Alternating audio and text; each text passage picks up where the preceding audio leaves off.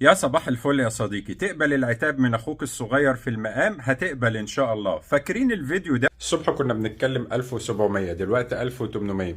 وده كان الملخص بتاعه ان احنا هنقفل السنه دي والذهب 3000 جنيه. 2023 هيوصل 2500 بالمنطق وبالدليل. لسه عندنا امرين يوصلوا لده، واظن كلكم شايفين ان الذهب فعليا اوشك على ال 3000 جنيه. الفكره من الفيديو مش اننا جايين نعلق على بعض ومين طلع كلامه صح ومين طلع كلامه غلط يا صديقي. الفكره اللي احنا تفرغنا للجدل ونسينا حاجه مهمه جدا من مضمون الفيديو اللي انا بعمله لك ده. اغلب فيديوهاتي قلت لك ان الذهب بيطلع بطريقه جنونيه، ولما بيجي ينزل بينزل 100 250، وده اللي شفناه لما كان في 2600 ونزل ل 2100. النهارده هو طلع ل 850، 2850. احنا بنتكلم في 800 جنيه فرق.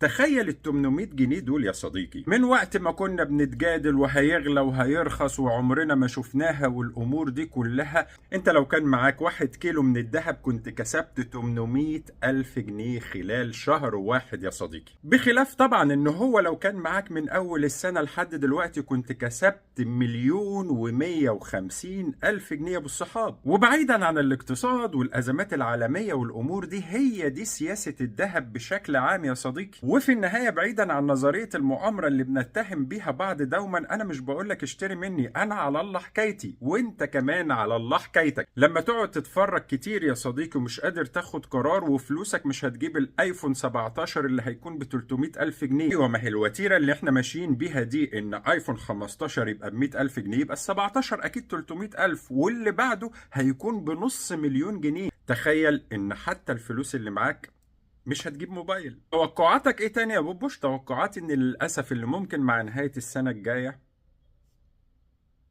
يوصل 4000 جنيه. اشوفك على خير.